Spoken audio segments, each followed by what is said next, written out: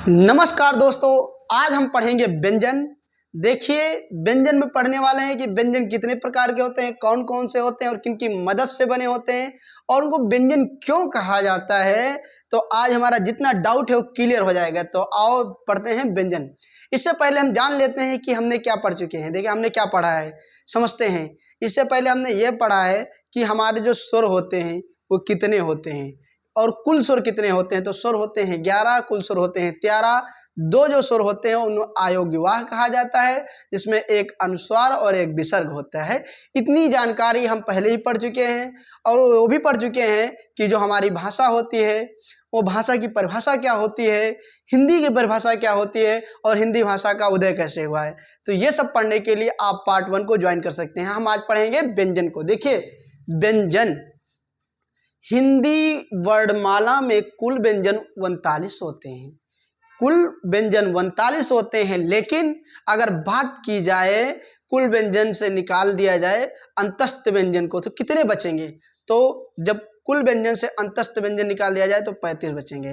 हालांकि ये जो 39 होते हैं और जो 36 पढ़ा है, आज तक हमने पढ़ा है कि 36 व्यंजन होते हैं, फिर 39 कैसे हो गया, उनको भी पढ़ेंगे इसी टॉपिक में। तो समझते हैं पहले।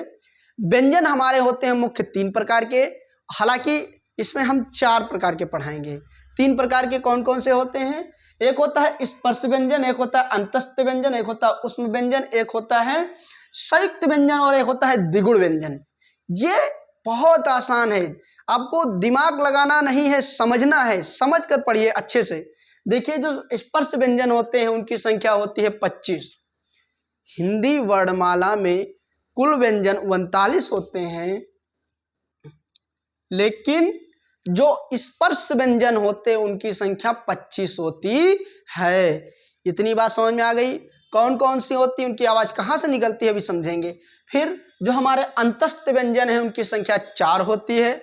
उसके बाद जो हमारे संयुक्त व्यंजन है उनकी संख्या 4 होती है और द्विगुण व्यंजन की संख्या 2 होती है।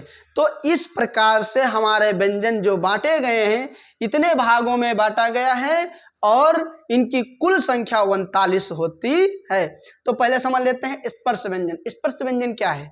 देखिए, हमारे मुंह से जब जिन व्यंजनों की आवाज करते वक्त हमारे हवा, मतलब हमारे मुंह की हवा जिस अंग में लगती है, माना जाता है कि वो उस अंग को टच करते हुए आवाज निकलती है। तो पहले समझ लेते हैं कि ये 25 व्यंजन जो हैं कौन से। तो का से लेकर के माँ तक 25 व्यंजन हैं जो माना जाता है स्पर्श व्यंजन हैं।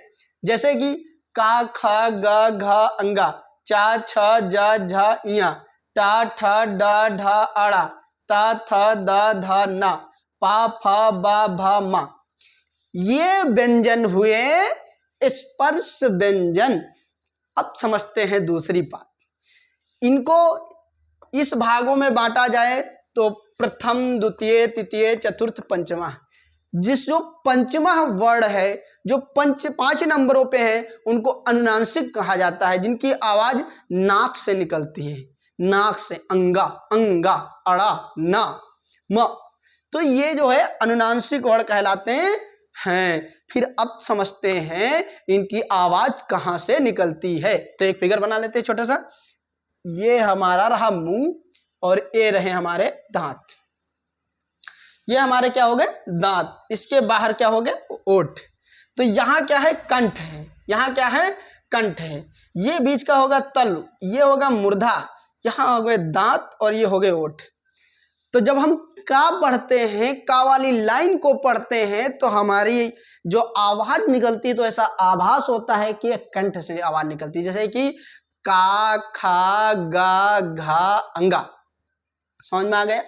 फिर जब हम पढ़ेंगे चा वर्ग को, तो जब चा वर्ग पढ़ते हैं तो हमारी जीवान उठ करके तल में लग जाती है। कहाँ लगती है? तल में। कहाँ लगती है? तल में। ता, था नहीं, चा, छा, जा, झा, ञा। जब ये हमारी जीवान तल में लगती है तो इसे कहा जाता है तल वर्ग। अगर पूछा जाए कि का वर्ग या कंठ में कौन से वर्ग का मतलब वर्णमाला निकलता है, कौन सा व्यंजन है, उनकी संख्या कितनी है, तो कुछ नहीं डाउट, कोई डाउट नहीं, सीधे 5 अक्षर लगा करके और लगा दीजिए का वर्ग कंठ से स्पर्श होते हुए बाहर आवाज आती है। इतनी बात समझ में आपको आ गई होगी। फिर हम समझते हैं टा वर्ग। जो टा वर्ग होती है वो लगती है मूर्धा में। तालु जो होता है बीच का होता है, मूर्धा होता है थोड़ा सा और आगे, थोड़ा सा आगे जो होता है उसको मूर्धा कहा जाता है। मूर्धा का मतलब होता है कि जब हम गाजर खाते हैं, जो अंदर चोट लग जाती है, कभी कभी चोट लगती है अंदर, उसी को मूर्धा कहते हैं। दांतों के हल्का से पीछे भाग को मूर्धा कहा जाता है, जिससे ये आवाज निकलती है टा टा। ये जुबान क्या जाती है, जाते ऊपर तालु में लड़ती है, लेकिन तालु के थोड़ा आगे लड़ती है, तो उसको कहा जाता है मूर्धा। तो टा ठा डा ढा अड़ा। इतनी समझ बात आ गई। हम बताए ना, 5 वाले नंबरों को छोड़ देना, क्योंकि अनुनासिक होते हैं, इनकी आवाज नाक से निकलती है, लेकिन जोड़ा जाता है कि का वर्ग में ही आते हैं। फिर समझते हैं ता वर्ग। जब ता बोलेंगे तो हमारी जीवान जाके दांत से लड़ेगी। आप प्रैक्टिस करिए, अपने घर पर बैठे हुए हैं तो आप प्रैक्टिस करिए।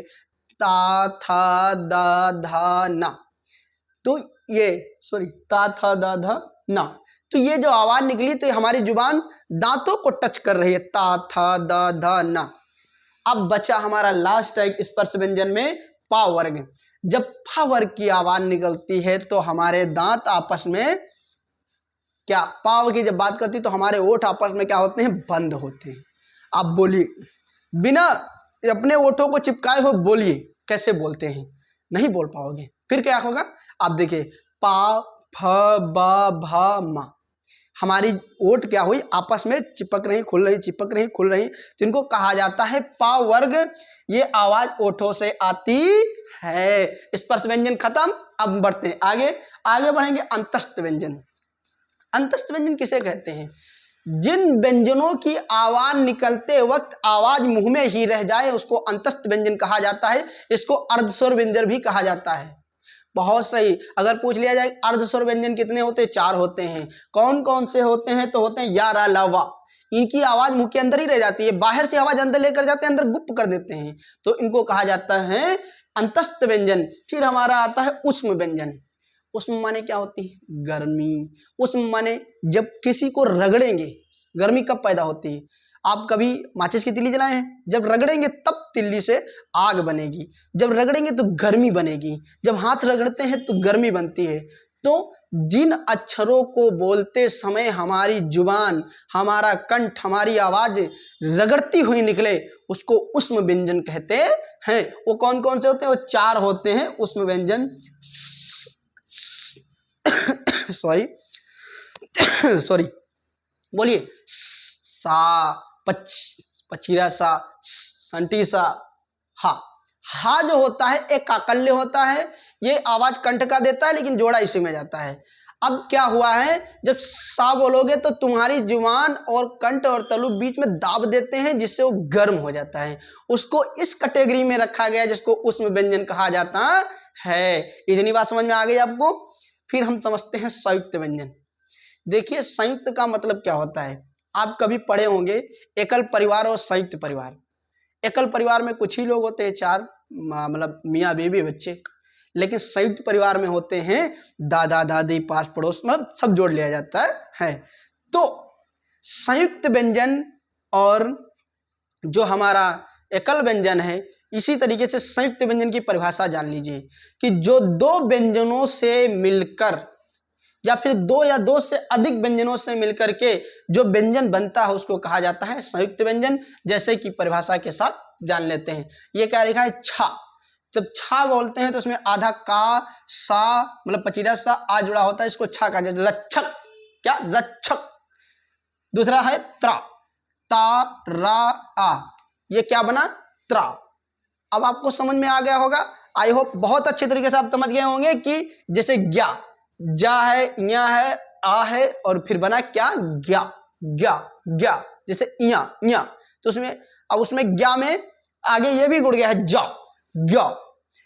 इस तरीके से ये होते हैं 4, इनकी संख्या 4 है। ये है छात्रंज्ञा, और एक स्रा होता है। स्रा में तो और ज्यादा झमेला होता है, जैसे आप लिखेंगे श्रीमती, श्रीमती, श्रीमती, इसमें सा है, रा है, आ है, तब जाके स्रा बना है।